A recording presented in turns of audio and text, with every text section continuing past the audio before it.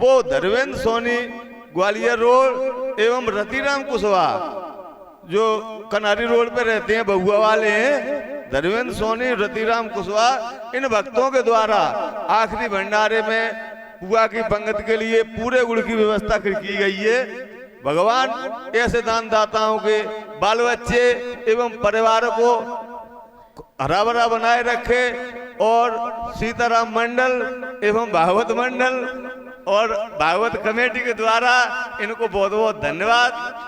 ठीक है, और इसी क्रम में कुछ नाम रह गए, उन नामों में कृपाराम बरेठा, यशोदा नगर मेहगांव, कृपाराम बरेठा जो सेंथरी वाले हैं, यही पास में रहते हैं, उनकी तरफ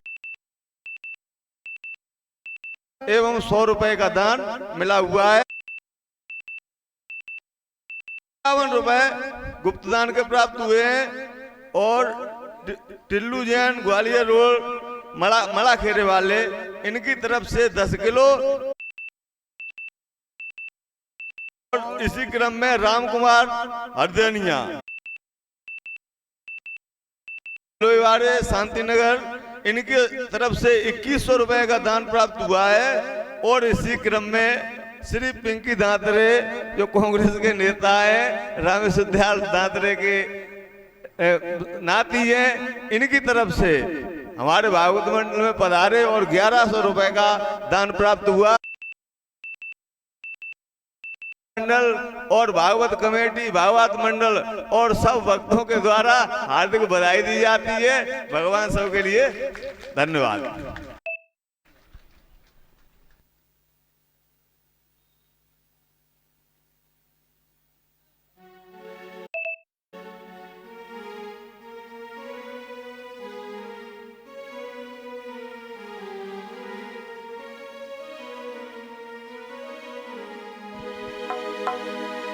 जय श्री राधे। एक बार सभी भक्तगण प्रेम से जयकारा लगाएंगे। बोलिए वृंदावन वाके बिहारी लाल की, श्री राधे रानी सरकार की, कि मुरली वाले महाराज तू मुरली फेर बजा,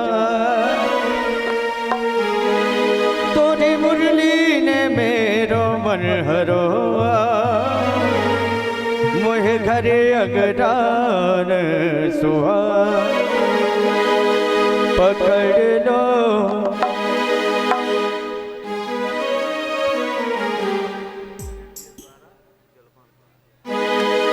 और श्री राधे। इसी के साथ आज के जलपान की जो व्यवस्था है वो दीपू सिंह सैथिया वालों की तरफ से है। दीपू सिंह सैथिया वाले। श्री राधे। पकड़ लो हाथ बनवारी, नहीं तो डूब जाएंगे। पकड़ लो हाथ बनवारी, नहीं तो डूब जाएंगे। हमारा कुछ न बिगड़ेगा, हमारा कुछ न बिगड़ेगा, तुम्हारी आज जाएंगे। पकड़ लो हाथ बनवारी, नहीं तो डूब जाएंगे।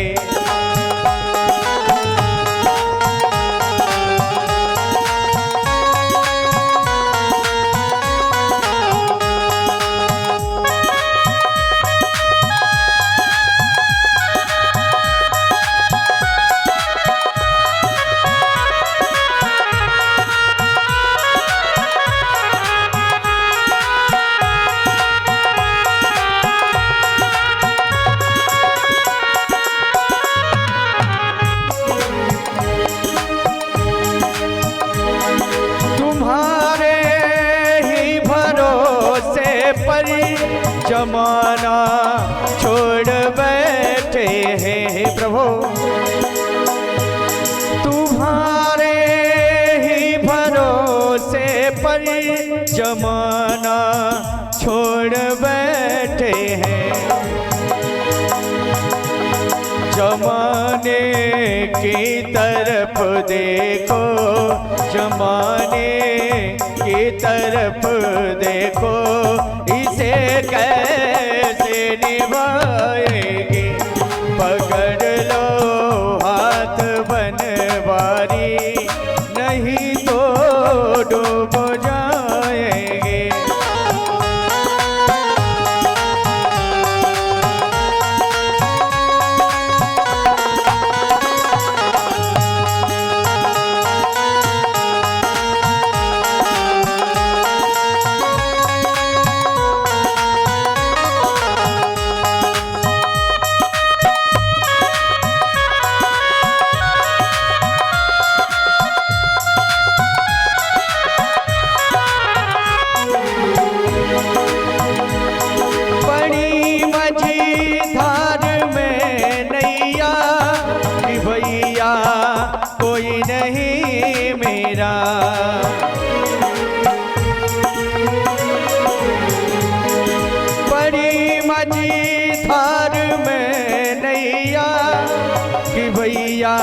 कोई नहीं मेरा, कि भैया आप बन जाओ, कि भैया आप बन जाओ, नहीं तो डूब जाएंगे। पकड़ लो हाथ बनवारी, नहीं तो डूब जाएंगे।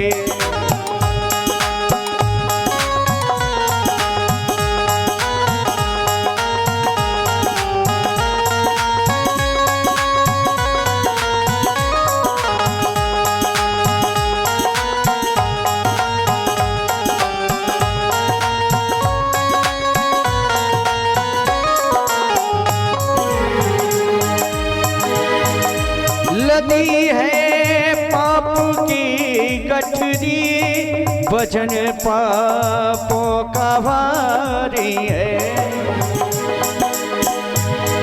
लदी है पाप की गठरी, वजन पापों का भारी है, वजन पापों का भारी है।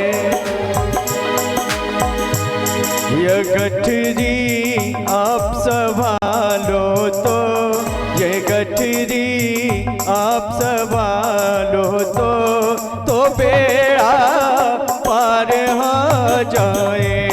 पकड़ लो हाथ बनवारी, नहीं तो डूब जाएंगे।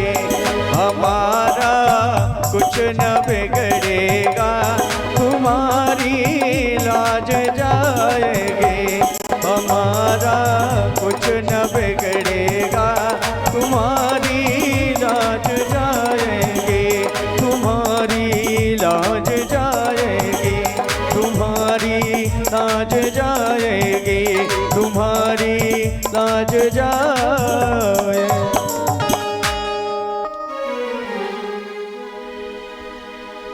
बोलिए वृंदावन वाक्य बिहारी लाल की जय। बोल सद्गुरुदेव भगवान की जय हो।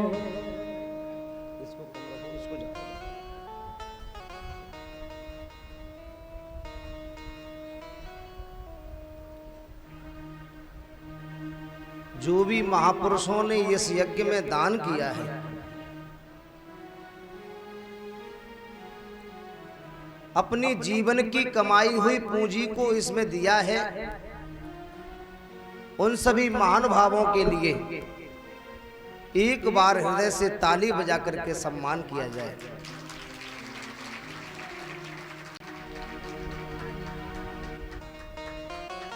आज की जो जलपान की व्यवस्था की गई थी, उनका शुभ नाम शिव कुमार सेठिया की तरफ से खेरिया वाले। हम चाहते हैं कि ठाकुर जी से सब लोग प्रार्थना करें, उनका परिवार ऐसे ही फलता रहे, फूलता रहे।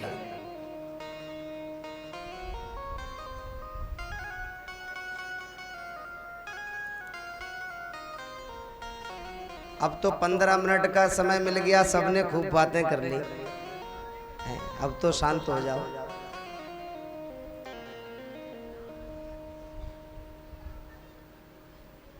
शांत हो जाओगे तो कथा अच्छी हो जाएगी, यानी विघ्न हो जाता है। हाँ? और हमने तो पहले दिन ही कहा था महाराज, हमारे पास तो 7 ही दिन है। अब कुछ लोग हंस रहे हैं महाराज जी के पास 7 ही हैं, आपके पास भी 7 ही हैं, 8वां दिन किसी के पास नहीं। बताओ 8वां दिन किसके पास? इतवार से गणना कर लो।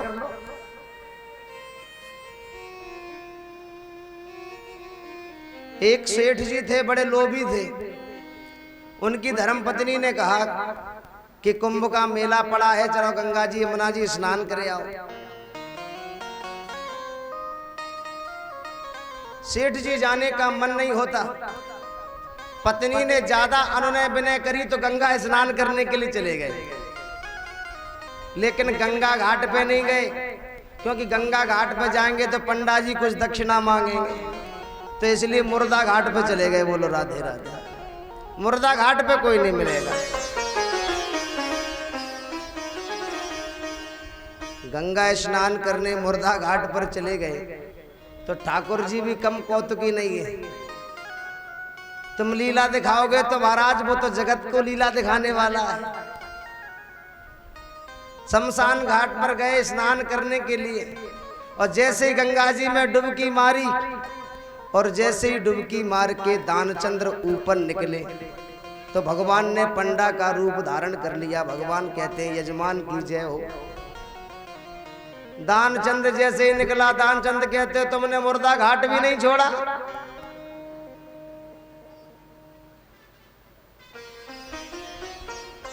हम तो इसलिए सोच के आए थे कि मुर्दा घाट पर कोई पंडा नहीं मिलेगा, तुम भी मुर्दा घाट चले आए।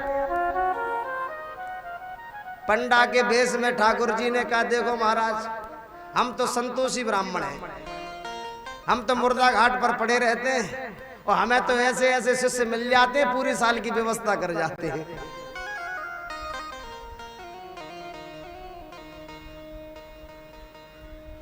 दानचंद से भगवान ने कहा, बोले अब तुम संकल्प कर लो, कुछ दक्षिणा दे दो। नाम तो दानचंद था, लेकिन जीवन में 1 भी रुपए दान नहीं किया था। नाम क्या था? दानचंद।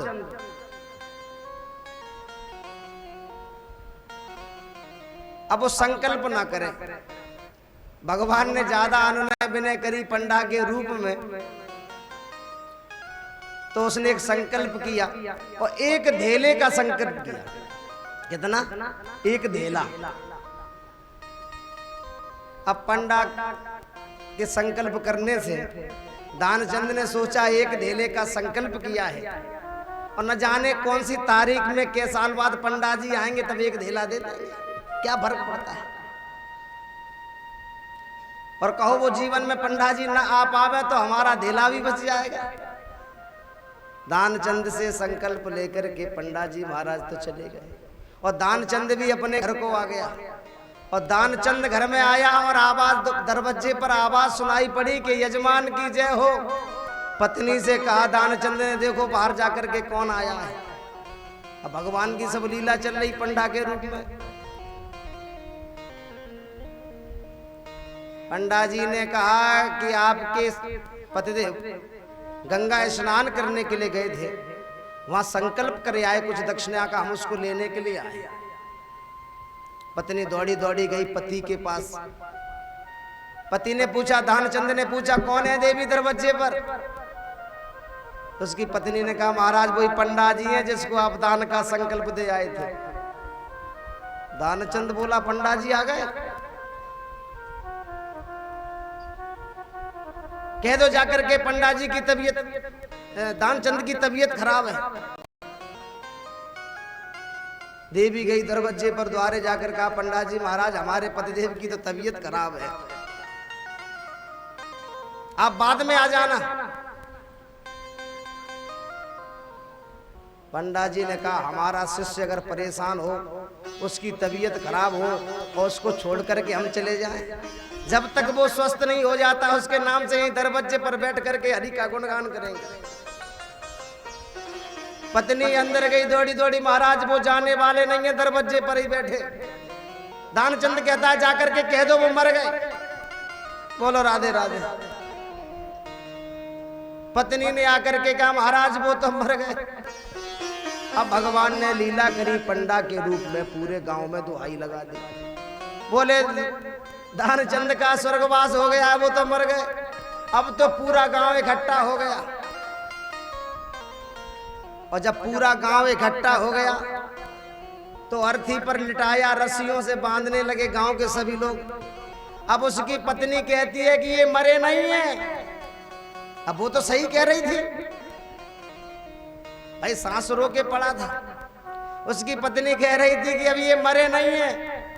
तो भगवान पंडा के रूप में कहते हैं बेटा ये तुम्हारा मोह है, ये तो मर गए। अब वो वास्तविक सच कह रही थी, मरे नहीं है। अब तो जबरदस्ती दानचंद को बांध करके शमशान घाट ले जाया गया। जब शमशान घाट ले गए तो भगवान ने मन ही मन विचार किया, बड़ा कंजूस आदमी, ऐसा दानचंद हमने कभी नहीं देखा। अब ये तो मरने का नाटक ही कर रहा है। तो भगवान ने कान में धीरे से कहा, भगवान ने कान में धीरे से कहा कि आया हूं बैकुंठ से तुम हित नाता जोड़, मांग ले वरदान कछु। दानचंद ने सोचा कि हम तो मर ही रहे लेकिन ठाकुर जी आ गए, हमें ऐसा लगता है। और जैसे ही नेत्र खोल करके देखे तो सामने वही पंडा से फराक बंद कर ले। भगवान कहते हैं कि आया हूं बैकुंठ से तुम हित नाता जोड़, मांग लियो वरदान कछु। तो दानचंद हाथ जोड़ करके बोला कि महाराज धेला दीजिए छोड़। तो धेला को संकल्प लो महाराज, बात छोड़ दो।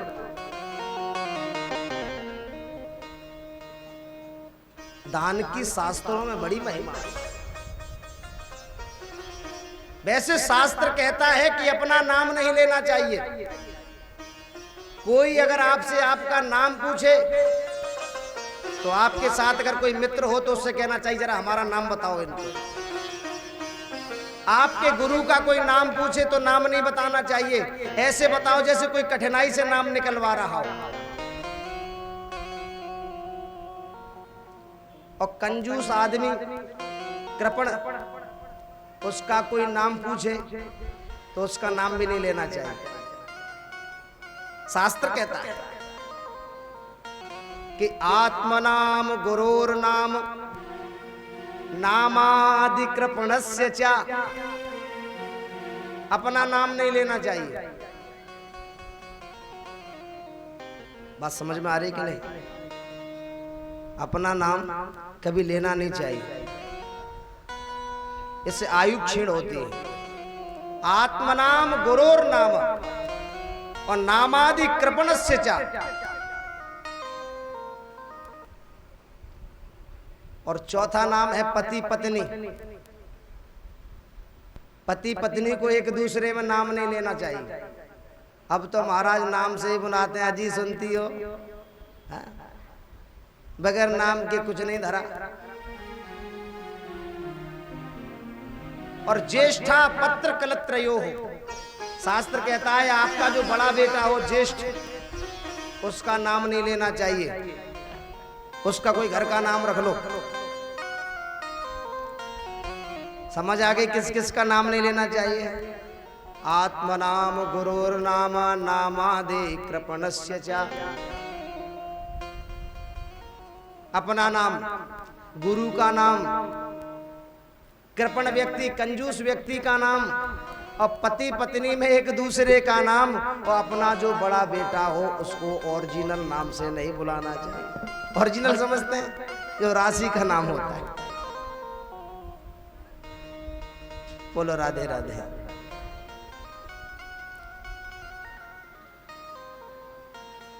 परिभाषाएं बदल गई।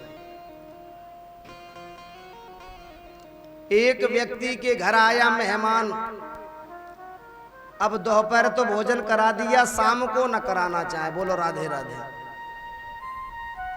दोपहर तो भोजन करा दिया लेकिन शाम को नहीं कराना चाहता। तो उसने कहा अपने बेटे से कि जब आप भोजन पूछने आओ तो मैं वहां बैठा हूं तभी पूछने आना। अब मेहमान के पास बैठा था, उसका बेटा पूछने आया, बोले पिताजी शाम को क्या बनेगा, दाल क्या बनेगी, सब्जी क्या बनेगी, क्या भाजी बनेगी। अब वो आदमी बोला कि हम राक्षस हैं कोई, अभी तो भोजन किया ही था, अभी दोपहर भोजन किया, शाम को फिर भोजन, हम कोई राक्षस हैं क्या? हम तो भोजन नहीं करेंगे, मेहमान को पूछ लो। अब मेहमान भोजन करे तो राक्षस है? तो मेहमान ने भी कह दिया महाराज हमें नहीं भोजन करना।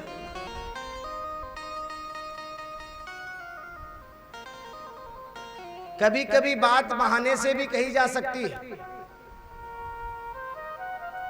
और कभी कभी बहाना महाराज फेल हो जाता है। फेल कैसे हो जाता है? एक व्यक्ति के घर आया मेहमान, लेकिन वो जाने का नाम नहीं लेता। ये दृष्टांत है, समझाने के लिए दे रहा हूं, आप उस भाषा को समझ सके, क्योंकि ये शास्त्र है, मैं रोज समझाता हूं, इसकी भाषा बड़ी कठिन है। कबीरा खड़ा बाजार में लिए लुकाठी हाथ, जो घर फूके अपना चले हमारे साथ। किसी ने कहा महाराज कबीरदास जी बड़े खतरनाक हैं, वो कह रहे हैं अपने घर में आग लगाओ हमारे साथ चलो। कबीरा खड़ा बाजार में लिए लुकाठी हाथ, और जोगर फूके अपना चले हमारे साथ। ये घर में आग लगाना क्या है? घर में आग लगाना है हमारे अंदर जो काम क्रोध आदि शत्रु विराजमान है, उसको अपने हृदय में हरि नाम की ज्योति जलाओ। जब हमारे हृदय में हरिनाम संकीर्तन की ज्योति प्रज्वलित होगी तो काम क्रोध आदि शत्रु अपने आप बाहर निकल जाएंगे। मैं कह रहा था कि एक व्यक्ति के घर आया मेहमान, लेकिन जाने का नाम नहीं लेता। अगर जुकाम हो जाए और बुखार आ जाए तो उसका क्या उपाय है? ज्वर जुखाम और पाहुना इनका एक उपाय, और लंगर दे दो तान के फिर ना वापस आए। जुखाम हो जाए, एक समय भूखे रह लो, जुखाम अपने आप ठीक हो जाएगा। हाँ,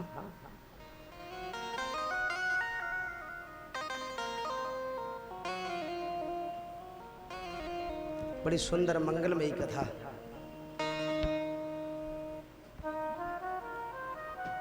महाभारत की। दुर्योधन मूर्छित अवस्था में पड़ा है, अश्वत्थामा आया। अश्वत्थामा ने कहा भैया हमने तुम्हारा जीवन भर नमक खाया है, बताओ तुम क्या चाहते हो। लेकिन नवन नीच की अति दुखदाई, दुष्ट की प्रीति पानी का लकीर होती है, बनते भी देर नहीं होती और मिटते भी देर नहीं होती। दुर्योधन मूर्छित अवस्था में पड़ा है, लेकिन आज भी वह सोच रहा है कि हम 100 भाई थे, सबके सब मारे गए। पांडव 5 भाई थे, एक में से एक भी नहीं मारा गया। अगर एक भी मारा जाता तो हमारे हृदय को सुकून मिल जाता है। अश्वत्थामा ने कहा कि तुम क्यों घबराते हो मित्र, तुम एक की बात करते हो, मैं 5 के सर काट करके आपके सामने प्रस्तुत कर दूंगा, तुम्हें घबराने की जरूरत नहीं है।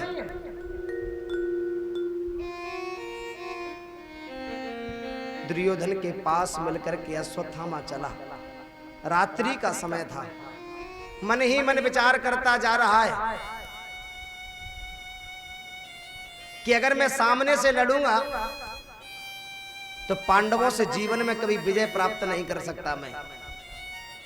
मैं जीतने वाला नहीं हूं, तो क्या करूं। रात्रि में एक पेड़ के नीचे बैठा तो उसने काक उलूकन न्याय सोचा उसने सोचा कि रात्रि में सारे कौओं पर एक उल्लू ने विजय प्राप्त कर ली। बोलो राधे राधे। थोड़ा सावधान होकर सुनो, बड़ा सुंदर रहस्य है।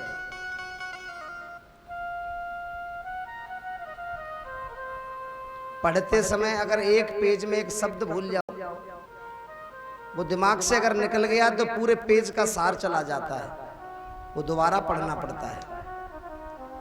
और प्रसंग में अगर एक शब्द छूट गया तो समझ नहीं आएगा।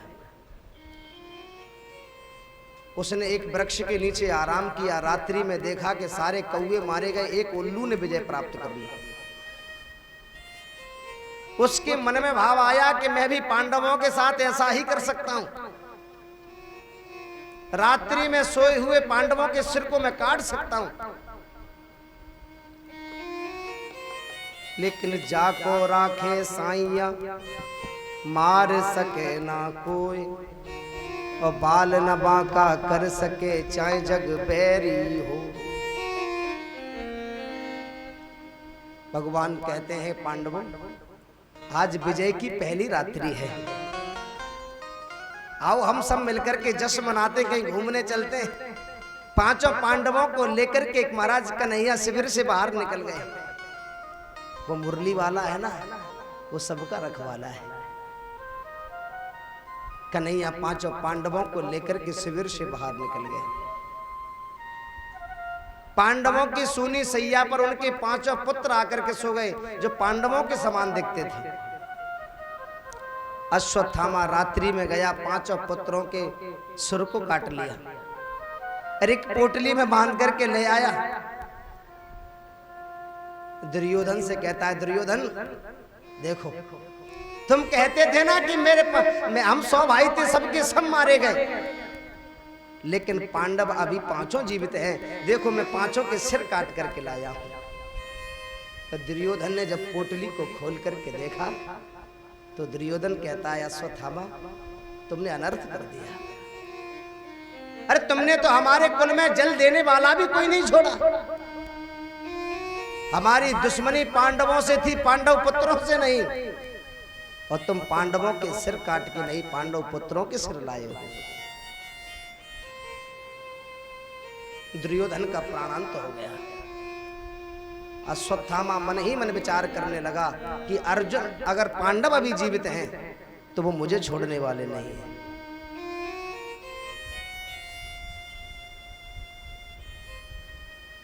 इधर पांडवों के पुत्र का वध का समाचार जब उनकी बालकों की मां ने श्रवण किया तो चीत्कार करके रोने लगे कि माता शिशूनाम निधनम सुतानाम निशम्य घोरम परितप्यमाना। अगर किसी माँ बाप का अगर बालक पागल भी हो, अगर वो घर छोड़ करके भी चला जाए तब भी भोजन अच्छा नहीं लगता। और जिसके सोते हुए 5-5 बालकों के सिर काट लिए गए हों, उस माँ के हृदय पर क्या बीतती होगी, जरा विचार कर लो। अर्जुन ने गांडीव उठा लिया। अर्जुन कहते हैं कि द्रौपदी तुम्हें घबराने की जरूरत नहीं है, तुम्हारे बालकों का जिसने वध किया है मैं उसको जीवित नहीं छोड़ूंगा। कृष्ण कन्हैया रथ को हाँकने लगे। अर्जुन रथ पर सवार हो गए। अश्वत्थामा ने देखा कि अर्जुन मुझे पकड़ने के लिए आ रहे हैं, तो अश्वत्थामा ने ब्रह्मास्त्र का संधान कर दिया। अर्जुन घबराए। भगवान ने कहा तुम घबराते क्यों? महाभारत में तुम्हें को हमने ब्रह्मास्त्र की परिभाषा समझाई थी, और तुम्हें तो ब्रह्मास्त्र चलाना भी आता है, ब्रह्मास्त्र को शांत करना भी आता है, तुम क्यों घबराते हो? अर्जुन ने भी ब्रह्मास्त्र चलाया। दोनों ब्रह्मास्त्र जब आपस में टकराए तो प्रलयंकारी समय हो गया। भगवान ने कहा अर्जुन जल्दी से शांत करो, नहीं तो सृष्टि प्रलय में हो जाएगी। सृष्टि का विनाश हो जाएगा।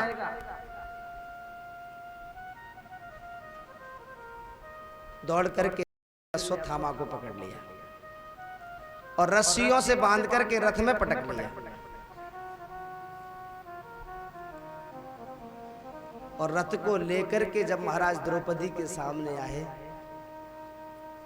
तो द्रौपदी ने दौड़ करके उसकी रस्सियों को खोलना शुरू कर दिया।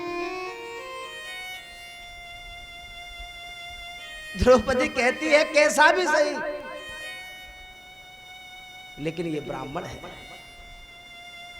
मुंच्यता मुंच्यता मेषा ब्राह्मणो नितराम गुरु।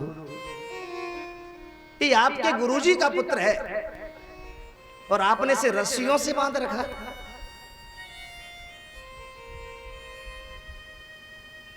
अर्जुन कहते हैं कि देवी तुम्हारे 5-5 पुत्रों का हत्यारा है ये। द्रौपदी कहती है वो मुझे पता है, लेकिन तुम अपने गुरुदेव के एहसानों को भूल गए। जो रहस्य अपने बेटे अश्वत्थामा को उन्होंने अपने नहीं सिखाया, जिन द्रोणाचार्य ने अश्वत्थामा को वो शस्त्र अस्त्र नहीं सिखाए, वो तुम्हें सिखाए। तुम भूल गए गुरुदेव के एहसानों को। अर्जुन कहते हैं देवी तुम इस पर दया दिखा रही हो। द्रौपदी कहती मुझे इस पर बिल्कुल दया नहीं आती, लेकिन मैं जानती हूं कि मात्र पीड़ा क्या होती है, पुत्र की पीड़ा क्या होती है, एक मां समझ सकती है। जिस पुत्र के शोक सागर में मैं डूबी हूं, उस शोक सागर में मैं अपनी गुरु माता को डुबोना नहीं चाहती। मुझे कम से कम अपने पतियों का अवलंब प्राप्त है। कम से कम हमारे पति तो जीवित हैं, पुत्र चले गए तो क्या हुआ। लेकिन अश्वत्थामा अगर मारा गया तो गुरु द्रोणाचार्य तो पहले ही महाभारत में महाराज उनका देहांत हो गया है। अश्वत्थामा की मां पर क्या बीतेगा। शास्त्र कहता है कि मत्तम प्रमत्तम उन्मत्तम सुप्तम बालम स्त्रियम जड़म अप्रपन्नम भीरतम भीतम नरिपुम हंति धर्मविद। सोते हुए व्यक्ति को कभी मारना नहीं चाहिए, ये शास्त्र की मर्यादा है। कोई पागल घूम रहा हो उसको कभी मारना नहीं चाहिए, ये शास्त्र कहता है।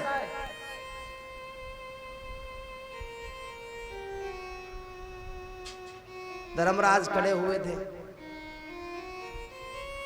युधिष्ठिर जी ने कहा कि देवी बिल्कुल ठीक कहती है, अर्जुन तुम इसे छोड़ दो। तब तक भीम जी महाराज की आंखें टेढ़ी हो गई, गधा को संभाल लिया। बोले अगर अर्जुन छोड़ देंगे तो मेरी गधा से पापी बचने वाला नहीं है। अब तो बड़ा भारी धर्म संकट खड़ा हो गया। धर्मराज कहते हैं और माता को द्रौपदी कहती है कि अब जो होना था सो हो गया। ये ब्राह्मण है, गुरुपुत्र है, इसे क्यों मारा जाए। और अर्जुन और भीमसेन कहते हैं कि हमारे अस्त्र शस्त्रों से बचने वाला नहीं है। लेकिन कन्हैया पास में ही खड़े, कुछ नहीं बोलते। बोलो राधे राधे। कन्हैया कुछ नहीं बोलते। और जब जब परिस्थिति का समय अर्जुन के सामने आया, तब अर्जुन ने कन्हैया के चरण पकड़े और कन्हैया ने उन्हें रास्ता दिखाया।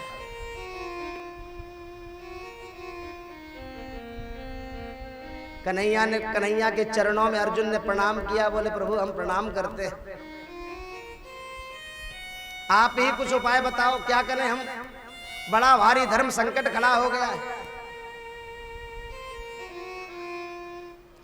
भगवान ने कहा तुम हमसे पूछते हो तो सुनो, हम तुम्हें एक बात बताते हैं। क्या करना चाहिए क्या नहीं करना चाहिए शास्त्र निर्धारित करते हैं। ये शास्त्र कहता है क्या करना चाहिए क्या नहीं करना चाहिए। तो प्रभु ऐसी परिस्थिति में आपका शास्त्र क्या कहता है। तो कन्हैया ने बड़ा सुंदर जवाब दिया। और टेढ़ी टांग वाला कभी सीधा नहीं बोलता, वो जब बोलता है तब उल्टा ही बोलता है। कन्हैया कहते हैं कि ब्रह्म बंधुर न हंतव्य आतताई वधारहणा। ब्राह्मण कैसा भी हो उसे मारना नहीं चाहिए, और आतताई कोई भी क्यों ना हो उसे छोड़ना नहीं चाहिए। अब अश्वत्थामा ब्राह्मण है महाराज, तो उसे मारना नहीं चाहिए, और उसने सोते हुए बालकों को मारा है, आतताई है, उसको छोड़ना नहीं चाहिए। अर्जुन ने कहा महाराज ये समाधान कर रहे हो कि समस्या और प्रकट कर रहे हो? अब तुम बताओ हम क्या करें?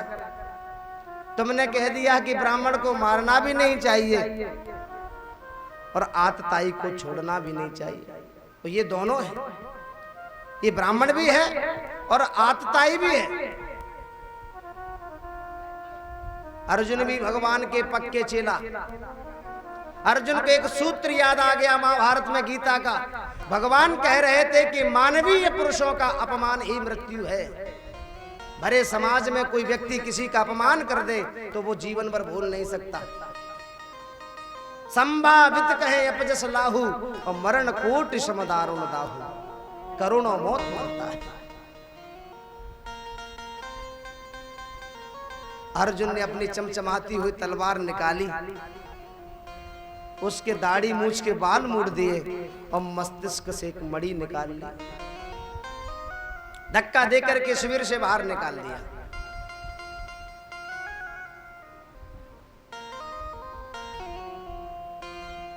भगवान कहते हैं अरे पांडवों, आपके पास रहते रहते हमारा बहुत समय व्यतीत हो गया, अब हम अपनी द्वारिका जाना चाहते हैं। बोलो राधे राधे।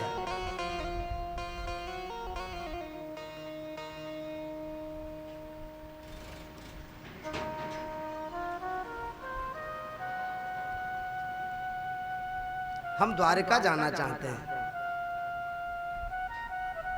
पांडवों ने मन ही मन विचार किया आज नहीं कल, और कृष्ण कन्हैया द्वारिकाधीश तो हमारे मेहमान हैं, उनको तो विदा करना ही पड़ेगा।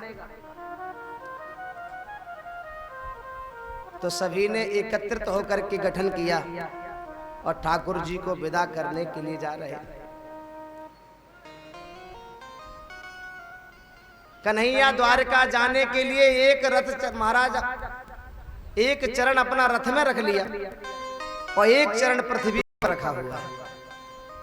एक हाथ से रथ की ध्वजा को पकड़े हुए और एक हाथ से सभी पांडवों को आशीष वचन दे रहे हैं। इतने में क्या देखते हैं कि एक चीखती भागती हुई अबला विधवा नारी भगवान के चरणों में आकर के गिर पड़ी। उसने एक ही बात कही कि पाहि पाहि महायोगिन देव देव जगतपते नान्यम तद भयम पश्ये यत्र मृत्यु परस्परम।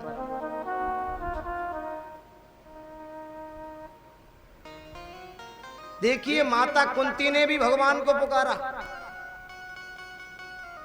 द्रौपदी ने भी भगवान को पुकारा। कब? जब चारों ओर से निराशा पिशाचिनी ने घेर लिया।